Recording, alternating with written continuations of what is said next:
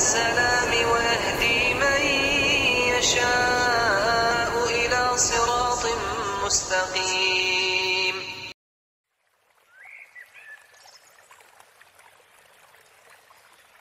Assalamualaikum warahmatullahi wabarakatuh. Waalaikumsalam warahmatullahi wabarakatuh. Alhamdulillah, wassalatu wassalamu ala rasulillah wa ala alihi wa sahbihi wa mawala. Rabbi shrah li sadri wa yassir li amri wahlul 'uqdatam min lisani yafqahu qawli. Hafal. Sekarang kita memasuki bab ke-13. Bapak akan mengisahkan tentang Nabi Nuh alaihissalam. Tetapi sebelum itu, Bapak akan mereview bab sebelumnya, yaitu tentang Nabi Idris alaihissalam. Idris alaihissalam adalah Nabi pertama yang Allah perintahkan untuk berperang. Idris alaihissalam adalah Nabi pertama yang mengajarkan membaca dan menulis kepada kaumnya. Idris alaihissalam adalah Nabi pertama yang Allah berikan izin untuk mengambil tawanan perang sebagai budak. Idris alaihissalam adalah seorang Nabi yang Allah wafatkan di tempat yang tinggi, yaitu langit keempat. Warafa'nahu makanan aliyya, dan kami telah mengangkatnya ke derajat yang tinggi. Surat Al-Maryam ayat ke-57. Selain derajat yang tinggi, tempat wafatnya juga sangat tinggi, yaitu langit keempat. Setelah Nabi Idris alaihissalam wafat, Allah Subhanahu wa Ta'ala tidak segera mengirim Nabi dan Rasul. Ada jedah yang sangat panjang antara Nabi Idris alaihissalam dengan Nabi berikutnya. Ada gap waktu sekitar 200 tahun. Setelah 200 tahun kematian Idris alaihissalam, barulah Allah mengutus Nuh alaihissalam sebagai Nabi dan Rasul. Nabi Muhammad SAW setelah wafat, beliau SAW meninggalkan para sahabat untuk meneruskan kepemimpinan umat. Abu Bakar, Umar, Utsman, Ali radhiyallahu anhu. Hampir sama dengan Idris alaihissalam. Nabi Idris alaihissalam juga meninggalkan beberapa sahabat untuk meneruskan kepemimpinan umat. Para sahabat inilah yang selalu senantiasa menasihati umat agar selalu taat atas perintah Allah dan tidak melakukan hal-hal yang diharamkan. Para sahabat Nabi Idris alaihissalam adalah para ulama yang soleh dan taat kepada Allah Subhanahu wa Ta'ala. Seperti halnya para sahabat di zaman Nabi Muhammad SAW. Umat juga sangat menghormati dan sangat mematuhi semua nasihat yang diberikan oleh ulama-ulama mereka. Ada 5 nama ulama yang Allah sebutkan dalam surat An-Nuh, surat ke-23. Wa qalu la tazarunna alihatakum wa la tazarunna waddaw wa la syuwa'aw wa la yahuza wa ya'uqa wa nasra. Dan mereka berkata, jangan sekali-sekali kamu meninggalkan penyembahanmu, dan jangan pula sekali-kali kamu meninggalkan Wad, dan jangan pula Suwa, Yahus, Ya'uq dan Nasr. Wad, Suwa, Yahus, Ya'uq dan Nasr. Berjalan waktu, satu persatu para ulama penerus Nabi Idris alaihissalam pun wafat. Setelah kelima ulama itu wafat, umat mulai mengalami krisis kepemimpinan. Tidak ada lagi ulama yang menasihati mereka. Tidak ada lagi yang mengingatkan kehidupan setelah kematian. Tidak ada lagi yang mengingatkan mereka tentang dosa, tentang hari kiamat, tentang hari hisab, dan lain-lain. Ingat Pak, setan tidak pernah berhenti bekerja untuk menyesatkan umat manusia dari jalan yang lurus menuju api neraka. Sedikit demi sedikit dan secara perlahan-lahan kejahatan kembali muncul. Semakin lama kejahatan dan kemaksiatan semakin bertambah, semakin lama semakin banyak. Walaupun begitu, masih ada juga sebagian umat manusia yang setelah berbuat maksiat, kemudian mereka menyesalinya. Beberapa hari kemudian, mereka melakukan kemaksiatan kembali, kemudian bertobat kembali. Kejadian-kejadian seperti itu berulang-ulang kembali. Waktu mereka bertobat, mereka mendatangi masjid, mereka mengingat Allah, meminta ampun, dan mereka menyesali perbuatan mereka. Mereka merindukan para ulama yang dulu sering menasihati mereka. Jika mereka mengingat para ulama mereka, iman mereka menjadi semakin kokoh. Para ulama, sewaktu mereka masih hidup, mereka mempunyai kebiasaan-kebiasaan tertentu ketika mereka berada di masjid. Seperti kebiasaan duduk, mereka selalu duduk di tempat-tempat yang sama setiap mereka berada di masjid. Seperti zaman sekarang ini, kita sering melihat seseorang selalu berada di pojok tertentu di dalam masjid sambil berzikir, atau selalu bersandar di tiang-tiang tertentu di dalam masjid sambil menunggu waktu sholat atau sesudah waktu sholat. Begitu juga dengan kebiasaan ulama Wad, Suwa, Yahud, Ya'u, dan Nasr. Mereka juga mempunyai kebiasaan-kebiasaan yang selalu mereka lakukan selama berada di masjid. Salah seorang umat berkata kepada umat yang lainnya, "Imanku bertambah kokoh jika aku mengingat para ulama-ulama kita terdahulu. Begini, aku punya usul, bagaimana jika kita menaruh batu yang agak besar dan menaruh batu tersebut di tempat yang biasa diduduki oleh para ulama kita. Satu batu untuk mewakili Wad, satu batu untuk Suwa, satu untuk Ya'ud, Ya'u, dan Nas.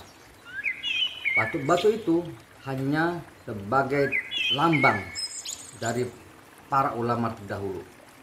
Jika kita melihat batu-batu tersebut, anggap saja kita melihat ulama kita, dan iman kita semakin kokoh. Jika iman kita kokoh, maka kita akan tercegah dari perbuatan maksiat.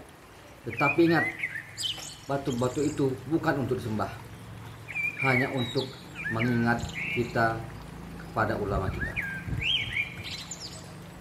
Ternyata umat yang lain juga mempunyai keyakinan yang sama dengan yang mengusulkan. Mereka semua sepakat dengan usulan teman mereka tadi.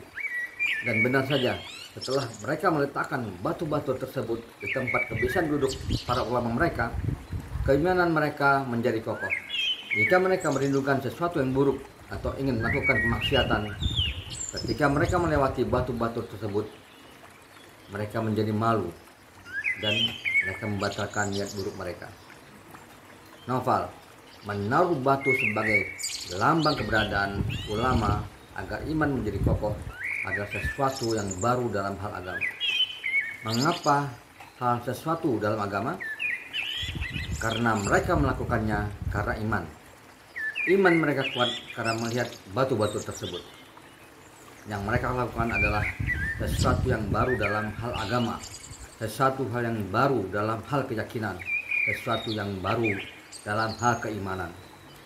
Sesuatu yang baru dalam hal agama, dalam hal keimanan, dalam hal keyakinan, di dalam Islam disebut dengan bid'ah. Itulah bid'ah pertama dalam sejarah manusia. Bid'ah adalah amalan yang baru, tidak berdasarkan perintah Allah dan tidak berdasarkan ajaran Nabi Muhammad SAW. Juga tidak pernah dilakukan oleh para sahabat. Sedangkan sesuatu yang baru dalam hal keduniaan tidak disebut bid'ah, tetapi itu disebut dengan inovasi atau teknologi. Contoh, kuda dan unta. Awalnya sebelum adanya inovasi atau teknologi, kedua binatang tersebut dikendarai tanpa pelana, sehingga sangat tidak nyaman jika menunggangnya. Karena adanya teknologi atau inovasi, kuda dan unta diberi pelana sehingga manusia menjadi nyaman ketika menungganginya. Inovasi dan teknologi terus berkembang.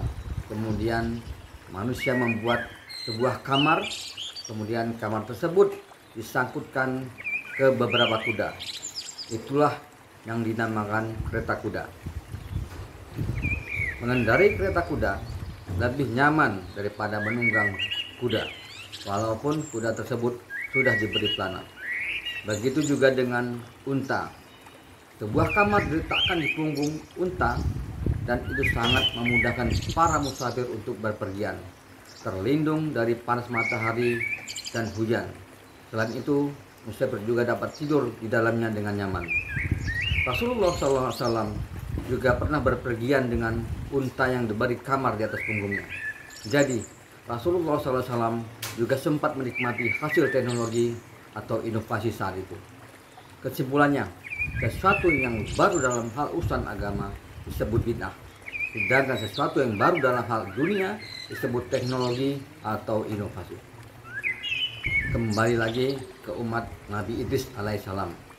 Setelah semua sepakat, kemudian mereka meletakkan batu-batu di titik-titik tertentu hanya untuk mengingatkan mereka tentang keberadaan ulama mereka yang terdahulu, bukan untuk disembah. Niatnya agar dapat menjaga iman mereka dari kemaksiatan. Dan ternyata efek dari batu tersebut sangat efektif. Usaha mereka berhasil. Naufal, pasti kamu berpendapat bahwa mereka melakukan sesuatu yang baik.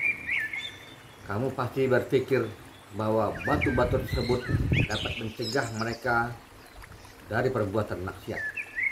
Bapak ingatkan lagi ya Pak, sesuatu yang baru menurut manusia belum tentu baik di sisi Allah Subhanahu wa taala. Kebaikan datangnya hanya dari sisi Allah Subhanahu wa taala. Jangan berbuat bid'ah, karena bid'ah adalah sesuatu yang buruk. Sesuatu yang buruk dapat menyebabkan kamu masuk ke dalam neraka. Sekali lagi, yang baik datangnya hanya dari sisi Allah dan Rasulnya. Kembali lagi ke umat Nabi Idris alaihissalam. Generasi orang-orang yang meletakkan batu-batu tersebut satu persatu wafat. Datanglah kemudian generasi berikutnya. Apakah keyakinan mereka tentang batu-batu itu tetap sama? Tidak. Keyakinan mereka sudah tergeser. Jika orang-orang tua mereka menganggap batu-batu itu hanya sebagai simbol dari kehadiran ulama-ulama mereka, generasi kedua meyakini bahwa jika mereka berdoa di dekat batu-batu tersebut, doa mereka akan cepat Allah kabulkan. Mereka masih mempercayai Allah Subhanahu wa taala. Generasi kedua wafat. Datang generasi ketiga. Keyakinan mereka terus tergeser. Yang tadinya hanya sebagai tempat mustajab untuk berdoa, kini mereka meyakini bahwa batu-batu tersebut adalah perwakilan Tuhan di muka bumi. Dan mereka sudah menyembah batu-batu tersebut. Generasi berikutnya, mereka mulai membuat patung-patung berbentuk manusia, patung yang mirip dengan Wat, Suwa, Yahus, Ya'uq, dan Nas, dan mereka menyembahnya. Yang tadinya Wat, Suwa, Yahus, Ya'uq, dan Nas adalah manusia yang soleh, kini mereka sudah sembah dan dianggap Tuhan. Dimulai dari sesuatu yang dianggap baik, ini berubah menjadi penyembahan berhala. Inilah awal kemusyrikan. Itulah mengapa Nabi Muhammad SAW sangat mewanti-wanti agar umat tidak terjumus dalam bid'ah. Kemusyrikan atau penyembahan berhala berkembang di kalangan umat Nabi Idris alaihissalam. Menurut Nabi Muhammad SAW, kemusyrikan atau penyembahan berhala terjadi setelah 1000 tahun kematian Adam alaihissalam. Kemusyrikan terus berkembang sehingga tidak ada lagi di dunia ini di masa itu yang mengucapkan La ilaha illallah, tiada Tuhan selain Allah, kecuali satu orang, yaitu Nuh alaihissalam. Sebagai renungan kita, apakah sekarang ini umat Nabi Muhammad SAW masih beriman seperti imannya para sahabat? Apakah yang kita lakukan, kita amalkan sehari-hari masih sama dengan amalan para sahabat? Apakah zikir setelah sholat kita masih sama dengan zikirnya para sahabat? Dan bagaimana dengan hal-hal ritual lainnya? Jawabannya adalah sebagian masih sama dan sebagian lagi sudah tidak sama atau berbeda. Jika berbeda, berarti ada perubahan. Jika ada perubahan, berarti ada yang merubah agama. Jika kamu sudah mengetahui bahwa yang kamu amalkan adalah hasil perubahan, berarti kamu ikut berperan dalam merubah agama. Merubah agama yang Allah sudah tetapkan dan tidak taat kepada Nabi Muhammad SAW. Kita lihat sekarang ini, ada kelompok orang yang memuji keluarga Ali radhiyallahu anhu secara berlebihan. Ada juga kelompok yang lain yang memuji-muji Nabi Muhammad SAW secara berlebihan. Padahal Nabi Muhammad SAW pernah bersabda, janganlah kalian berlebih-lebihan memujiku, seperti orang-orang Nasrani berlebih-lebihan memuji Isa ibnu Maryam. Sesungguhnya aku hanya seorang hamba, maka panggil aku hamba Allah atau Rasul Allah. Jika kamu ingin menghormati Nabi Muhammad SAW, hormatilah Nabi Muhammad SAW seperti yang Nabi mau. Jangan menghormati seperti yang kamu mau. Jangan memuji berlebihan. Itu bukan Bapak yang mengatakannya, tetapi Nabi Muhammad SAW sendiri yang mengatakan demikian. Jadi patuhilah perkataannya dan taatlah. Dengan mematuhi perkataannya, secara otomatis kamu sudah menghormati Nabi Muhammad SAW. Bapak ingatkan sekali lagi, sesuatu yang dianggap baik belum tentu baik di sisi Allah Subhanahu wa Ta'ala.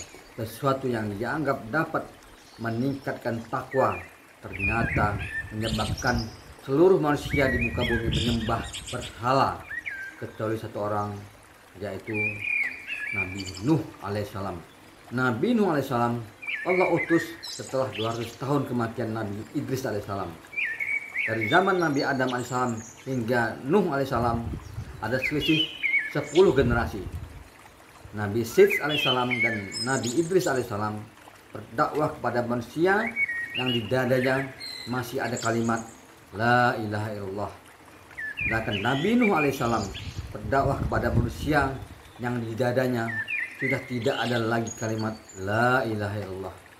Mereka semua sudah menyembah berhala, termasuk keluarga Nabi Nuh alaihissalam sendiri. Sampai di sini dulu pembahasan kita tentang Nabi Nuh alaihissalam. Bab berikutnya kita akan melanjutkan tentang kisah Nabi Nuh alaihissalam secara detail. Wallahu a'lam bishawab. Subhanakallahumma wa bihamdik asyhadu an la ilaha illa anta astaghfiruka wa atubu ilaik. Assalamualaikum warahmatullahi wabarakatuh. Waalaikumsalam warahmatullahi wabarakatuh. والله